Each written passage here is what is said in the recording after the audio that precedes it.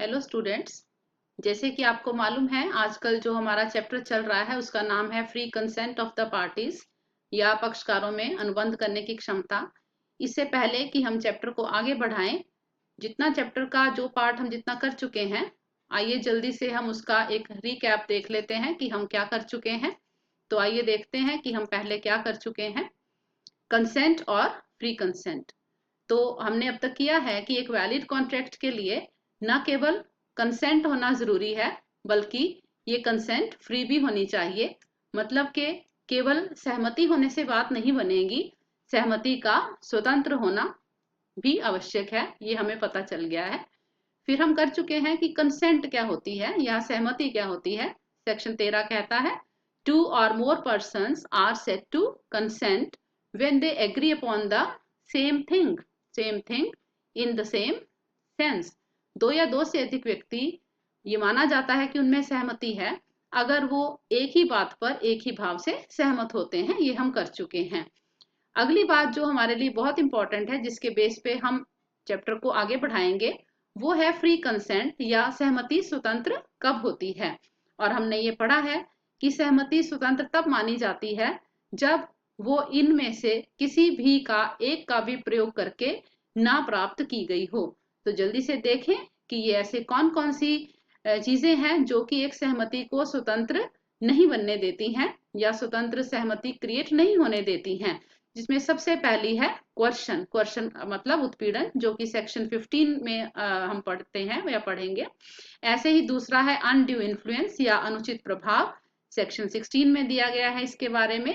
ऐसे ही तीसरा फैक्टर जो अगर जिसका प्रयोग अगर सहमति को प्राप्त करने में कर लिया जाता है तो सहमति स्वतंत्र नहीं रहती, वो है फ्रॉड या कपट, सेक्शन 17 के अनुसार। ऐसे ही मिस रिप्रेजेंटेशन या मिथ्या वर्णन, सेक्शन 18 में। और लास्ट का है मिस्टेक या गलती, जिसका वर्णन की सेक्शन 20, 21 और 22 में किया गया है। तो हमें पता चल गया दोबारा से कि एक जो सहमति है वो स्वतंत्र कब नहीं रहती है, जब उसको प्राप्त करने में इन पांचों में से अगर किसी एक का भी प्रयोग कर लिया जाता है तो सहमति स्वतंत्र नहीं रहती है। तो आगे देखते हैं अब कि पहला इसमें से फर्स्ट क्वेश्चन या उत्पीड़न क्या होता है। क्वेश्चन या उत्पीड़न, तो क्वेश्चन या उत्पीड़न की परिभाषा दी गई है सेक्शन 15 में। और सेक्शन 15 क्या कहता है? Question is committing or threatening to commit.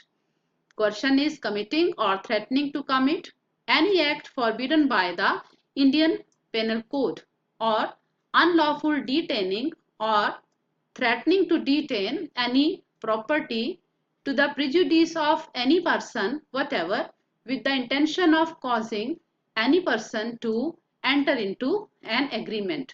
तो इसका क्या मतलब हो गया कि क्वेश्चन क्या है कि एक पक्षकार द्वारा दूसरे पक्षकार को ठहराव करने के लिए बाध्य करने के उद्देश्य से ऐसा कोई कार्य करना या करने की धमकी देना जो भारतीय दंड विधान, इंडियन पीनल कोड मतलब भारतीय दंड विधान द्वारा वर्जित है, या किसी व्यक्ति को क्षति पहुंचाने के लिए किसी संपत्ति को अवैध रूप से रोकना या रोकने की धमकी देना, इसको कहेंगे उत्पीड़न। तो अभी फिर से देखते हैं, इसको अलग अलग करके देखते हैं। तो क्वेश्चन या उत्पीड़न क्या है देखिए।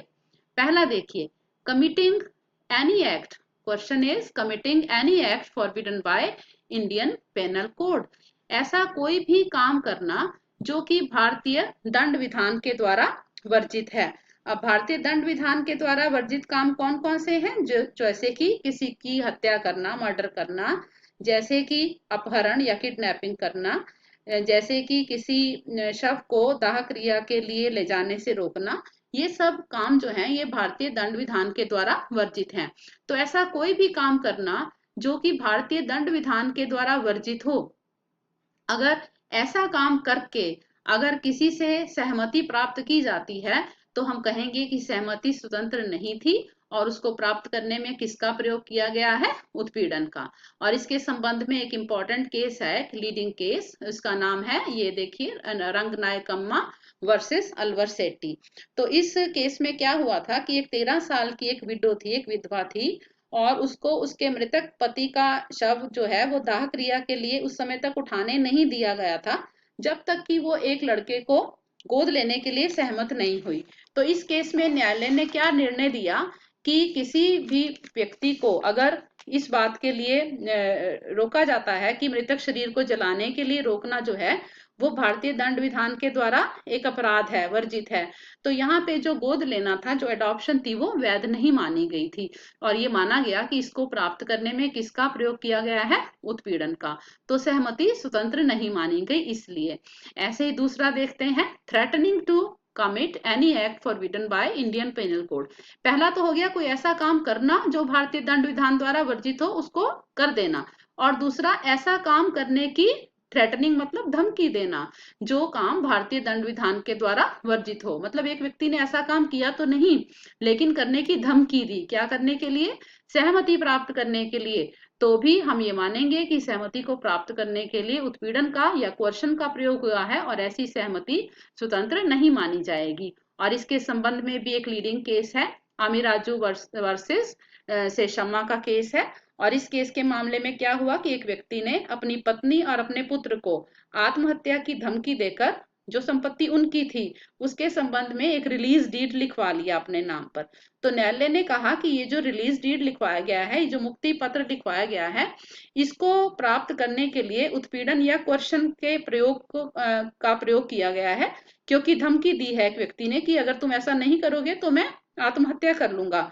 तो इसलिए ये भी जो सहमति है यहाँ पर भी स्वतंत्र नहीं है और इसमें इंडियन पीनल कोड द्वारा वर्जित एक काम को करने की धमकी देकर सहमति ली गई है, अर्थात जो सहमति है इसलिए वो स्वतंत्र नहीं है या कंसेंट फ्री नहीं है। ऐसे ही unlawful detention of the property, किसी व्यक्ति की संपत्ति या उसके सामान को अवैध रूप से अपने पास रख लेना, तो वो भी क्या माना जाएगा? वो भी माना जाएगा कि ऐसा अगर कोई व्यक्ति करता है सहमति प्राप्त करने के लिए, तो क्योंकि अगर उसकी संपत्ति को रोका है हमने ये कहकर कि सहमति दो, नहीं तो हम तुम्हारी जो संपत्ति है उसको अपने पास हमने रखा हुआ है, तब तक नहीं देंगे जब तक आप सहमति नहीं देते, तो इसका मतलब हम सहमति को प्राप्त करने के लिए हम उत्पीड़न का प्रयोग कर रहे हैं। इस संबंध में भी एक केस है जिसमें कि एक एजेंट ने अपने व्यापार के संबंधी जो बुक्स ऑफ अकाउंट्स थी उसने नए एजेंट को देने से तब तक मना कर दिया जब तक कि उसने कहा कि जब तक मेरा प्रिंसिपल मुझे सारे लाइबिलिटी से फ्री नहीं कर देता तब तक मैं बुक्स ऑफ अकाउंट्स जो है वो दूसरे वाले एजेंट को, जो कि उसकी जगह आ रहा था, उसको मैं तब तक हैंड ओवर नहीं करूंगा। तो इस दबाव में जो प्रिंसिपल था, जो नियोक्ता था, उसको जो जो मुक्ति पत्र था वो उसे देना पड़ा। तो न्यायालय ने निर्णय दिया कि जो मुक्ति पत्र है वो उत्पीड़न या कोर्शन का प्रयोग करके इस्तेमाल करके लिया गया है और सहमति स्वतंत्र नहीं मानी गई। और ऐसे ही चौथा है threatening to detain property unlawfully. तो एक तो है अनलॉफुल डिटेंशन, एक संपत्ति को रोकना, और चौथा हो गया अनलॉफुली संपत्ति को रोकने की धमकी देना। और धमकी देकर, धमकी का यहाँ पे उद्देश्य क्या है कि हम दूसरे व्यक्ति की जो सहमति है वो हम प्राप्त करना चाहते हैं। इस संबंध में भी एक लीडिंग केस है, Bansraj versus secretary of state. इसमें एक सरकार ने एक पुत्र को फाइन की जो अमाउंट थी वो ये कहकर, ये धमकी देकर उससे वसूल की कि अगर वो ये फाइन नहीं देगा तो उसके पिता की जो संपत्ति है उसको हम जब्त कर लेंगे। तो न्यायालय ने निर्णय दिया कि ये भी जो किया गया है ये क्या करके दिया गया, किसका इस्तेमाल करके ये सहमति ली गई है, उत्पीड़न की या कोर्शन की। तो सहमति स्वतंत्र नहीं है और क्योंकि सहमति स्वतंत्र नहीं है इसलिए ये हमें वैध अनुबंध की ओर या वैलिड कॉन्ट्रैक्ट की ओर नहीं लेकर जाती है। तो लेट अस रिपीट कि कोर्शन सबसे पहला कारण एक सहमति के स्वतंत्र ना होने का, अगर उसमें यूज की जाता है कोर्शन या उत्पीड़न। और कोर्शन का मतलब है कोई भी ऐसा काम करना जो कि भारतीय दंड विधान के द्वारा वर्जित हो, कोई भी ऐसा काम करने की धमकी देना जो भारतीय दंड विधान के द्वारा वर्जित हो, किसी भी व्यक्ति की संपत्ति को अवैध रूप से रोकना या किसी व्यक्ति की संपत्ति को अवैध रूप से रोकने की धमकी देना, ये सब क्या कहलाएंगे, उत्पीड़न। और अगर इनमें से किसी का भी प्रयोग किया गया है तो उसका परिणाम क्या होगा कि जो सहमति है वो स्वतंत्र नहीं मानी जाएगी।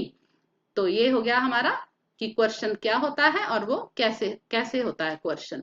तो आगे देखते हैं हम कि क्वेश्चन जो है इसका मतलब आगे बढ़ेंगे। क्वेश्चन में फिर क्या क्या इसका मतलब क्या क्या इंक्लूड हो गया, क्वेश्चन में क्या क्या इंक्लूड हो गया, तो उसमें आएगा आपका कि फिजिकल डिस्कम्फर्ट, अगर किसी व्यक्ति को शारीरिक रूप से कोई कष्ट दिया जा रहा है तो वो क्वेश्चन कहलाएगा। फियर का मतलब है कि अगर उसको भय डर दिखाया जा रहा है तो भी वो क्वेश्चन कहलाएगा। और अगर फिजिकल और फाइनेंशियल हार्म, शारीरिक रूप से या वित्तीय रूप से किसी को हानि पहुंचाने के लिए धमकी दी जा रही है तो ये भी क्या कहलाएगा, ये भी क्वेश्चन कहलाएगा। तो ये क्वेश्चन के कुछ, एक तरह से आप कह सकते हैं कि क्वेश्चन किस किस तरह से किया जाता है, किस किस उसकी टाइप्स हो सकती हैं या क्या क्या प्रकार होती हैं, तो ये यहाँ से कुछ आपको अंडरस्टैंडिंग हो सकती है। अब अगली एक बात जो लॉ के द्वारा बहुत इंपॉर्टेंट की जाती है वो ये है, it is not necessary that question proceeds from a party to the contract, nor it is necessary that it should be on the other contracting party।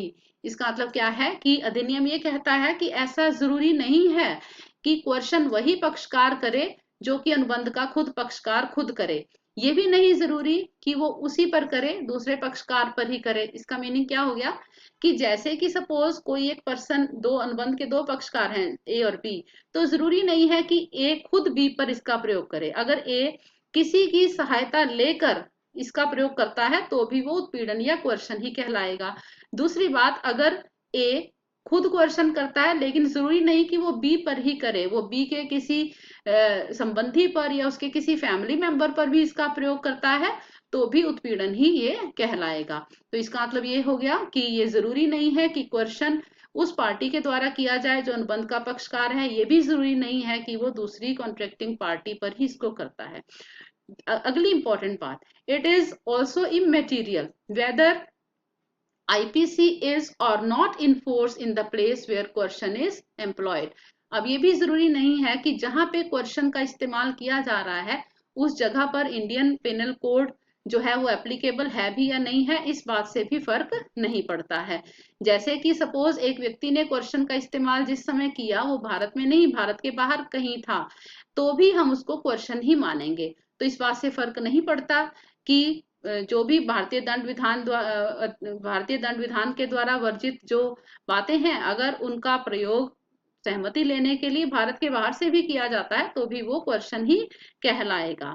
और लास्ट की इंपॉर्टेंट बात कि क्वेश्चन का उद्देश्य हमेशा क्या होना चाहिए, जो इंटेंशन है वो हमेशा क्या होनी चाहिए कि हम वो इस उद्देश्य से कर रहे होने चाहिए कि दूसरा व्यक्ति अनुबंध में प्रवेश कर जाए। मतलब इंटेंशन जो है, जो व्यक्ति क्वेश्चन का इस्तेमाल कर रहा है उसकी इंटेंशन हमेशा क्या होनी चाहिए कि वो ये चाहता है कि जब मैं उत्पीड़न का प्रयोग करूंगा तो उत्पीड़न के प्रयोग करने से दूसरा व्यक्ति मुझे सहमति दे देगा अपनी एक काम को करने के या ना करने के बारे में। और लास्ट में क्वेश्चन जो है उसके प्रभाव क्या होते हैं, तो देखिए पहला प्रभाव क्या होता है, क्वेश्चन के कारण कॉन्ट्रैक्ट जो है वॉइडेबल हो जाता है, voidable at the option of the party whose consent was obtained by question. तो पहला इंपैक्ट क्या है, वॉइडेबल। हमने पहले भी पढ़ा है कि अगर इन पांचों फैक्टर्स में से पहले चार का में से किसी का भी इस्तेमाल करते हैं तो अनुबंध क्या हो जाता है, वॉइडेबल। वॉइडेबल का मतलब है कि जो पार्टी एग्रीव्ड है, जो पीड़ित पक्षकार है, उसकी ऑप्शन, उसकी इच्छा हो जाती है कि वो चाहे तो अनुबंध को एक्सेप्ट करे, उसको एप्लीकेबल करवा ले, और चाहे तो उसको रिजेक्ट भी करवा सकता है। तो पहला इसका प्रभाव क्या हुआ कि अनुबंध क्या हो जाता है, वॉइडेबल। तो व्यर्थनीय होना पहला प्रभाव हो गया इसका। दूसरा, person to whom money has been paid or anything delivered by under question must repay or return it।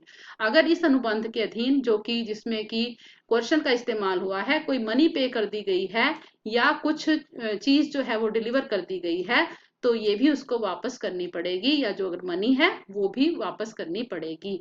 और अंत में बर्डन ऑफ प्रूफ, या ये सिद्ध करने का भार किसका है, तो ऑफ कोर्स जिस व्यक्ति के साथ गलत हुआ है, एग्रीव्ड पार्टी, वो ये प्रूव करेगी कि उसकी सहमति कैसे ली गई थी, क्वेश्चन से ली गई थी, उसकी सहमति को प्राप्त करने में क्वेश्चन का इस्तेमाल किया गया था। तो ये हो गया आपका कि क्वेश्चन क्या होता है और कैसे इस्तेमाल होता है और उसका क्या प्रभाव होता है। तो नेक्स्ट टाइम हम अगला करेंगे इसका factor. Thank you so much.